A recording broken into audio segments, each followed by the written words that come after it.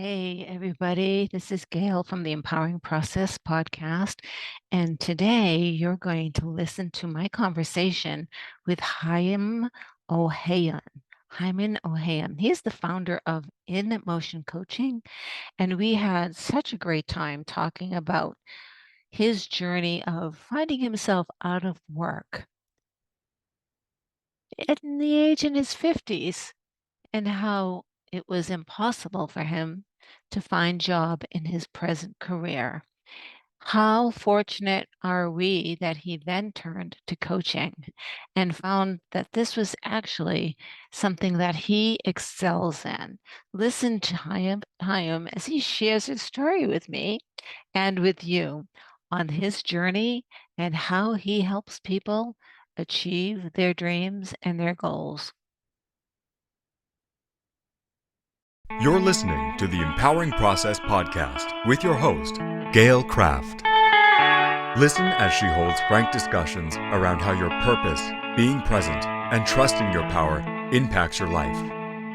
Whether you're an entrepreneur, leader, or developing your vision, you'll find wisdom and insights you can utilize right now. Welcome your host, Gail Kraft. Hello, everybody. Welcome to the Empowering Process podcast. Gail Kraft here, and I have a guest with me, and his name is, and correct me if I get your name wrong, Haim Ohayon. You said correctly. Thank you for having me. Very good, very good. And very interesting because we have a very similar beginning to the journey that we're on. Not that we took the same road, but the same circumstances led us down the same path. And so Haim, for me, and this was 2008, I got fired. And what I ended up doing was I decided that I went down a terrible path. I became very toxic, and then I couldn't stand who I had become because of the situation, and started looking internally. Meanwhile, I had also decided not to go back to corporate and be on my own. So I was doing business coaching, if you will, and I went through some training, got certified, and saw that there was a gap, and the gap was people skills. Doesn't matter how good your business process is, if you don't have people skills, no one's going to buy into it, right? They have to buy in first. So I was going to get me this thing called life coaching certification, right? Because I look into, well, what's that all about?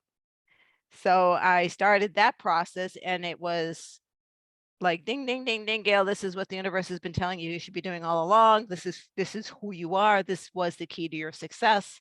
And this is where your personal growth is going to be. And it's been an evolution ever since, both for me and my clients. And so you also had a little disruption in your life. So share with us, Hiam, your bump in the road that led you down this curious path. Well, until January 2009, I was an auto mechanic. I started to work on car in 1969. I was a kid. I was 13, 14. I started to work on car. It wasn't my choice, but I didn't choose that. Someone else chose it for me. Anyway, fast forward, January 2009, I got fired. I refused to compromise my value for the place I used to work, which is mean they asked the employee to do immoral, sometimes illegal work, and I refused to do that. So they show me the door, they say, out, we don't want you here. Right. So, okay, I told to myself to who I am, I went out. I was searching for other place to work. I become overqualified because of my age, right, because of my skill, my knowledge. So I realized this door is closed. I need to find the one that open. But I didn't know. I didn't have any clue. I mean, 40 years of my life, that's what I did. Now I'm over 40, over 50, and I need to find some other way to have income. So I turn into to find out who am I, what I'm doing here on a face on earth. And I find two things. I find that I love people and I love to help people. Okay, well, what I'm going to do with that, I still don't know. And as I'm searching, I stumbled on coaching. I said, let's see how is that going to work for me. I took the course. The school was in Australia, not even in state. And I didn't even graduate. They say if you want to graduate, you bring person with problem. You fix it and you move on. I say, well, that's not coaching, that's therapy. I don't want to be therapist. I don't want to deal with people problem. I don't know what create the problem for them, how long they carry that, and they're not willing to do anything. This is the reason they have a problem. And it's very hard to work with people like that. I have better idea to work with people. They say, okay, what is your idea? I say, I'm going to take something good and make it great. That's more appealing to me. Oh, stop a second, because that is beautiful. So take something good and make it great. There are so many people who are just doing something good and they're ready for something great. So talk about that. I'm sorry, I just had to, it was so delicious. I didn't want to let it drop. Go ahead. Well, the point is, yeah, we're busy in our head the whole day long. Mhm. Yeah. So if something good going in your head and I extend the time that you staying there, now you become more, now you look into what to do with that, to do more and more. When we're thinking about something that we don't want to see in our life, and that's what keep what our mind, that's what we see the whole day. So when I eliminate what you don't want to see, and now I put it with what you want to see, yeah, that's a different story. Now you become creative. Now you look forward to every moment, because basically it's your hobby. This is something that you love to do. Right. Yeah. Right. So you're all the time looking how to increase the time on that, what else you can do. And the school said, well, we don't teach that. I said, well, that's what I want to do. They say, okay, you on your own, you can do whatever you want. I said, great, that's what I want to do. So I have a friend back then. I said, I want to test it. I want to see how will that work. She was a event planner receptionist, which is when she was sitting in the front, she collecting money and data from every person that's come to the event. And I become friendly with her, and then I ask her, do you like what you do? She said, I love what I do. I wish I could do it for myself. I say, okay. So I have an offer for you. I just finished coaching course. That's the way I want to work. I want to test it. Would you be my guinea pig? She said, yeah, why not? If it's cost me nothing, I will. In 3 years, she became the president of the chamber of that town. She had the bigger office in that chambers, and she was creating monthly event with 10, 15 vendors, plus a guest speaker. I said, wow, what I do, it's working. I mean, look what she did. Right. Yeah, with me, with her. Right. Supporting her to do it. I said, what I do, it's work. Let me keep doing that. And the rest is history. And the rest is history. So so you call your business In Motion Coach, or you an In Motion Coach. So talk a little bit about why that title. What do you mean? We talked a little bit beforehand about what that means, but let's share that with the audience. Okay. So I will explain when it's come from. Okay. We have a principle in the universe. I work with principle. Now, one of the principles said, if you want to have something that you didn't have before, you need to do something that you didn't do before. There is a lot of magic in there. When you do something that you didn't do before, you will never fail. It's impossible to make a mistake and nothing will go wrong. Now, when you hear that, you said, sir, you're not living our planet. You come from different planet. I say, well, let's talk about that together. You do something that you don't know, you have no clue, you have no idea how you can fail, how you can make mistake, how you can go wrong. It's just impossible. Well, because you've not set up any judgment or expectations. You don't know what you're doing. Right? It's impossible. Right. What will happen is two things. you will get result. No matter any activity that you're in, you will get result. Right. That will give you experience on what you did. Now the question is totally different. How does that make you feel? If it's make you feel good, great, put more time on this activity. If it's not make you feel good, it's even better, because now you have something to learn. We resist what we don't know. Now, if you're not learning, we can come to the marketplace and do great things. Marketplace don't like people that not learning. When you're learning, marketplace appreciate you because you innovate, you come with something new, new application, new thing, new product, something new. Marketplace like new thing.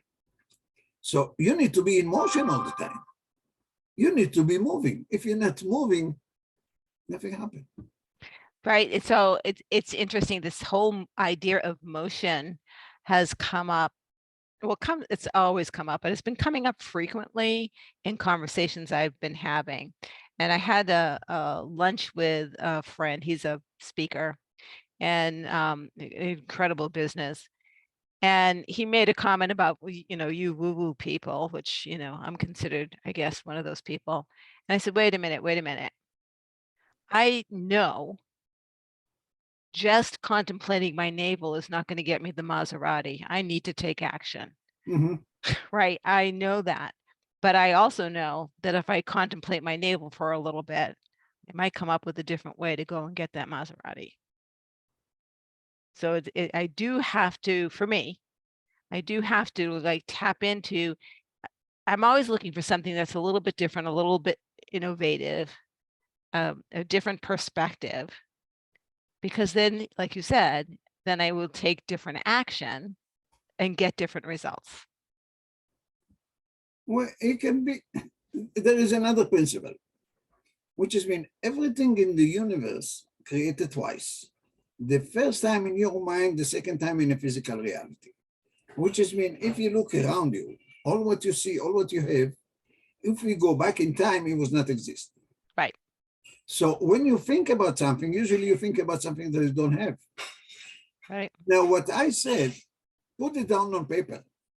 When you put it down on paper, and now you create contract between you and the universe, you and God, whatever entity you want to call it, you're supposed to reread it multiple times a day. Now you redirect your mind to think only about that. So if you put Maserati, yeah, Yeah. that's what will happen. You read multiple times on a day about this Maserati. When you walk in the street, all of a sudden you see the Maserati all over the place. So we'll go back to my early coaching days. This very conversation that we're having. I had a client and she was a massage therapist and wanted to get into Reiki. But here's the thing. She wasn't making a lot of money. Her house was in the same chaos as her head. Her garage had a hole in the roof. And, she was beside herself. So we're working together. And what I had her do was put on paper what she wanted. What does that look like as an I am statement? And then I had her stick these statements on the walls, on the refrigerator, and she could not walk through a doorway without saying this out loud. She couldn't open the refrigerator without saying this out loud. What happened, Hiam, was within a week, she was at the pet store that she goes to all the time and mentioned the Reiki with the cashier. Why? And the cashier says, I have a Reiki circle. We'd be happy to train you. Why don't you join us? Within, I would say, 3 months, she cut a deal. She negotiated a deal with someone who fixed her roof for her. Her house was like feng shui clear. She had clients coming in. I mean, because we speak it into existence. And you're right, the first part of manifestation and making it physical is the writing it down. That makes it physical, that makes the thought physical. So let's do some more. So what else? I love it. Everything in life is time and activity. Now, people looking for change. Now, people hate change, and people don't like change. And people don't do good when change is coming. So what to do? And here's the thing. When you admit that you need to change, you admit that something's wrong. Now, the thing that what we're changing, something that doesn't work, is not good, nobody wants it, it's broken, sitting in a corner collecting dust, that's the thing we change. Now, when you apply all those things to yourself, you say, I'm still good, I'm not broke, I'm still useful, I'm not any of that. Right. I need to change. And I say, great, don't even think about that. Right. Changing.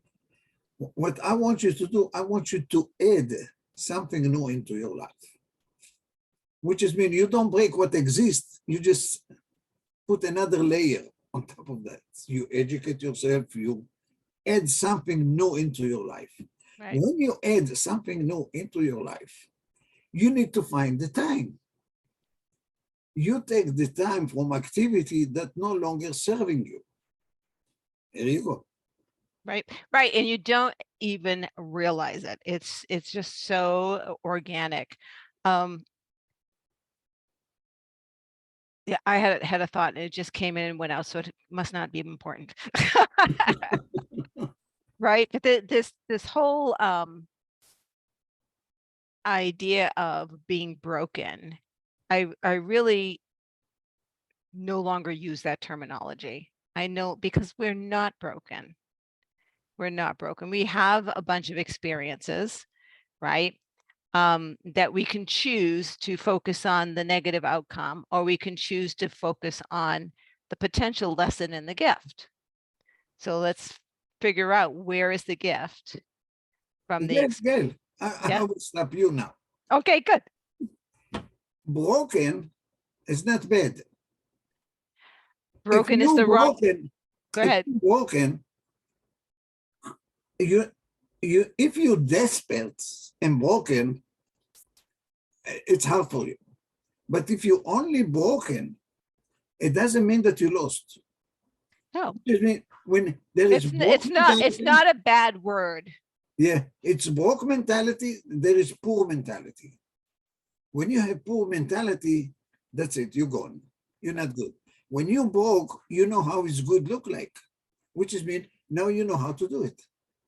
And that's I have that in 1995. Yeah. 1995, I got divorced. When I got divorced, I give everything to my ex. I give the house, I give the money, I give the car. I step out, me, my car, and my clothes.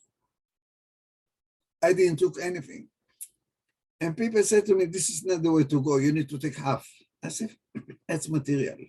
When you learn to do something, that's nobody can take it from you. You can do it all over again because now you know how to do it. Well, or you know how to learn to do something different. Yeah. Right. You know, that this word pivot that has become popular lately, you know, all it means is that there's now different choices in front of you, and make a different choice than you made yesterday. And yes, it's going to be a little bit scary. I like a little bit scary, because a little bit scary like puts me at attention, puts me on the edge, right? And I personally produce better. And we'll talk a little bit about energy if you don't mind. Mhm. My first job ever as a manager, I had the best HR department supporting, supporting us. And we went through a training, and part of that training, we talked about stress and energy, right? And we all have certain stressors that are peak performance points for us. Everybody's stressor peak is different, right? And so as a manager, Not exactly. I will mention more about stress, but keep going. okay, so as a manager, your job is to not overstress your staff, but get them to peak performance so that they're still excited about coming into work. They still have that little edge, that little tingly that makes you perform at your best, right? And so, I could go into I have a whole keynote I could do about how to motivate your staff in a very positive way to get them to be at their best. But it is really, that I think was my first experience or exposure to what we are as beings, energy, and what that means, right? So go ahead. We mixed up between stress, anxious, and anxiety. Stress is inside job. Anxious and anxiety is outside job. Now, we misuse the word stress because stress, we born with 3 switches in our mind. Depend how we flip the switch, which side. Now, see what I mean by that. How does that make you feel when nobody like you? Nobody care and nobody appreciate. That's give you awful feeling. Now let's flip the switch to the other side. If you don't like yourself, what you want from me? If you don't care about what you do, what you expect? If you don't appreciate what happened to you, why are you doing that? So that's taking you out from stress. It's an inside job. Anxious and anxiety is something that happened outside of you, and now you need to deal with that. How to go around that. So now when you see that, all of a sudden everything changed, all the pictures change. I like myself, I appreciate what I do, and I care about the outcome. And most people, how should I phrase this? So as a leader, I knew that my staff, or I believed, let's say that, I believed that my staff coming in every day were coming in with the intention of doing the best job they can that day. They weren't coming in saying, well, I'm going to mess up and see what she does about that. Right? I mean, seriously. So I came in with an attitude and a perspective of them, then therefore my job is to be sure they have an environment where they are peak performers and happy. Right? So that they were getting the education that they needed, the emotional and financial support that they needed, and the tools that they need to get the job done. That was and I was the blocker, if you will, of anything outside the team. Any influences outside the team was none of their business. I was to deal with it so that they could function without that happening. So and I always had the best teams in any company, even the one I got fired from, I had the best team. Other departments wanted my team. And I didn't have anyone special or spectacular. I had people who wanted to come into work. Right. And so when we get back to like coaching and the personal development process that you're working on, it's the same thing applied to yourself. If you get up in the morning and you feel like you're a piece of crap, whoops, you feel like you're a piece of crap, then you're going to not have the best day, right? But if you get up in the morning expecting that what you do this day is going to be amazing, then you're in a better mindset to deal with the issues that come up, and in a better mindset to do that pivot if you need to do that pivot. Does that make sense? Of course. Of course. That's the way to live, which is mean you're in charge on your feeling. So when I wake up in the morning, I say, thank God I woke up. Yes. Now I have another great day to do what I love to do. Yes. So I already, from the get-go, from the morning when I woke up, I have a great feeling. I have another day to do what I love to do. So that's the way I look at life. Yeah. And so what are some of the other things that because you've been doing this for a while, as have I. So there's been a lot that you have done. So you inspire people, help them get their goals.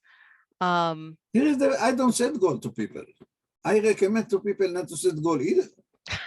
I love it. Okay. Yeah. When you goal, it's a big, big word. And when you talk about goal, you look about the end result. Yeah. Now, if you don't meet the end result, you start to turn inside you, which is when you start to blame yourself. You start to say all the not nice thing to yourself because you don't reach the goal. Now, when I turn it, you don't set goal, now you set target. Target is a lighter word. Not only that, when you look back, you see how far you come. Not only that, I don't want you to meet your target. I don't want, because when you meet your target, what do you say to yourself? Now what? Right. I don't want The you to wind say is out it. of your sail, right? Yeah, so I Right. don't want you keep going until the end of the day. Right. So I love, so think about this for a minute. I love working with folks when they're looking for goals or targets. Like, first of all, it's an experiment. Life is an experiment. Mhm. You're in a laboratory. What happens when you're in a lab? You put this chemical together and that chemical together and Right. it blows up. And what do? Do you close the door and never go back into the lab? No. You Mhm. sit down and you go, well, okay, so what was the volatile substance there? Well, what if I took this out and added that in? Let's try again. Now, eventually you might learn that your thesis that you were working on, it was wrong. And so what do? Do you quit? No, you start a new thesis. You don't do anything wrong. It's No, even when you know what you're doing, you're not doing wrong. Because when you experiment, you do something that you have no idea, you have no clue, you right. don't know what the result gonna be. Which So is what you started off with, right? yeah, you're not doing anything wrong. You're doing. We has that phrase that people use it a lot, and sometimes it gets me mad when people use it because that said that when you use that phrase, you mean you're stupid.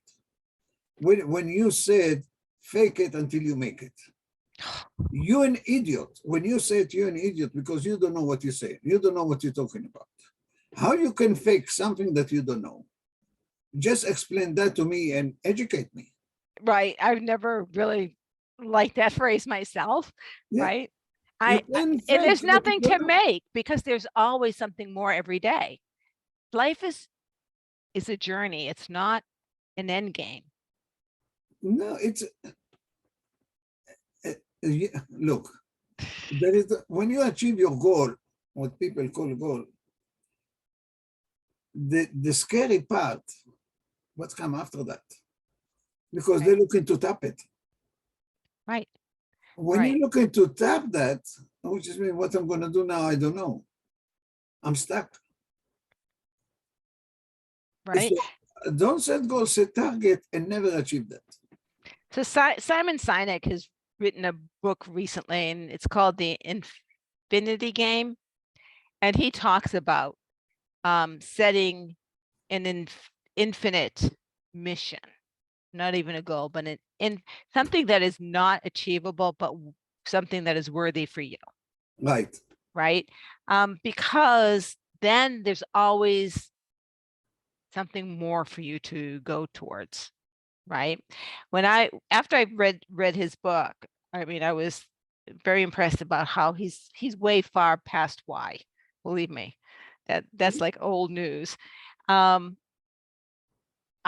sat down and did a mission statement for myself, an infinite mission statement. And when I was done, it really set the stage for the rest of my life. The rest of my life, right? And you want to honor yourself for the Mhm. rest of your life, right? And so, yes, I love the fact that, there is no failure, right? And when you say that, people roll their eyeballs, I know that they hear it, but how do you help your clients internalize that because it's just words. I know. That's the truth, the walk. And the first thing that I do, I want to change your self-image in the beginning, right from the beginning. If you want to have the Maserati, I want you to be the person that already have a Maserati. So you need to tweak your mind. You need to change something in your mind that you accept yourself as that person. Now let's go to work and get it. Because now when you see it in your mind and you accept that, now we can go to work to make that happen, make it reality. And here's what goes on. And I love that. As I've got a meditation that I've worked on people for stepping into that image, right, of where they want to be. It is an energetic thing that happens with you because you energetically feel. So I'll give you a story and if as an example, I had a client who she had gone through this process with me and she upgraded her clients. Then she comes back to me. She says, okay, I got more work to do. She says, now I'm showing up in a car that, with the clients that I have, the car doesn't fit. I need a different car. Right. And so we went through, well, what does the car look like? What does it smell like when you're in there? What does it feel like when you're driving? Right. Through all of the emotional, what does it feel like aspects of the car? Right. And a week later, we're on the phone and she says, I think I'm going to have buyer's remorse. I said, why? She said, I bought the first car I saw. We went through her checklist of physically what it would look like and what it felt like. And she hit all the markers.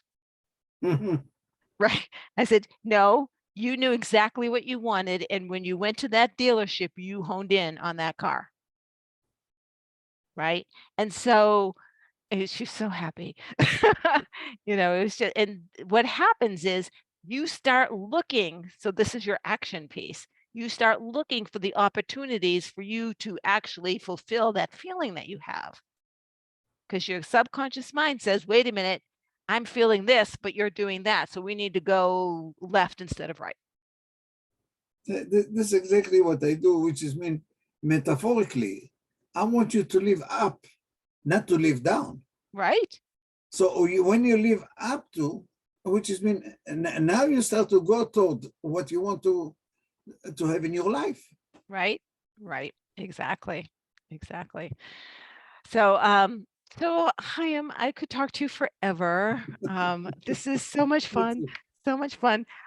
So if people wanted to know more about you or get in touch with you, how would they do that? They can reach me on LinkedIn. They can reach me on my website, inmotioncoach.com. That's the website. Or add the word Haim at inmotioncoach.com. That's my email or my phone number. And I will get back to you. I enjoy and love to talk to people. I educate people how to talk to strangers. I even do one step further than that. I teach people how to keep their mouth shut. Okay, that's something I know young in my career I could have learned. And it is a few steps that I do. I tell you a story what I did. I was working with not young girls, a woman that she was in real estate. You're from New York? New England. New England. Anyway, there is area here in Long Island, New York. It's very ritzy area. And she was doing real estate over there. Now, every commission, it can go up to $50,000, just commission. So imagine, she was real estate in mansion. Yep. She was dating a guy that she don't know one day to kill him or she can live without him. And she said, I don't know what to do. At time, I'm in negotiate on some business deal that I have, and he come to my head, I can take it out. and that's interrupt me. I can walk and thinking about him. I can be in two places in the same time, and I don't know what to do. I know a little bit NLP, so I help her with that. I say, you have a ring on your finger. What does that ring mean to you? She said, this is my mother. She just passed away, and I cherish my mother. I will never take this ring off my finger. Say, okay. The other hand, you have another ring on a finger. What does that ring mean to you? She said, this is my grandmother. And she's like my mother. I cherish her the same way. And she died a long time ago, but still, that's the memory that I have from her. So I will never take this ring from my finger. I say, okay, I want you to take the two rings, put on one finger, and you choose which finger to do that. And she said, why? I said, just do it and call me tomorrow and let me know what you did with your boyfriend. She said, what? One with another? What do I have to do with that? I said, just do it and call me tomorrow.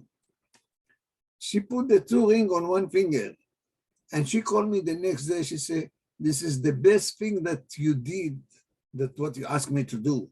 Because the first thing in the morning, I get rid of the guy because he was poison in my life. And I didn't know how much until I start to think about that. I all the time let it go, but now I put the two rings on one finger. It was uncomfortable. And my mind was asking me why I'm doing that. Because you asked me to think about my boyfriend, what to do with him. And that's the conclusion that I came. You're on mute. You're on mute. It seems like a disconnected act, but anytime that you start doing something uncomfortable, it wakes you up to look around for everything else. I do need to go. Yeah. So, Hiam, thank you so very, very much. This is Gail Thank you. Kraft from the Empowering Process podcast. If this really was something that you enjoyed, please do let us know, like it. If you have any questions, do put them in the comments. And if you know someone who could benefit from this, share it out to them. And as always, subscribe so you know the next time that there's an episode. Thank you so much, Hiam, for joining me. Bye-bye. Thank you, Gail. Bye.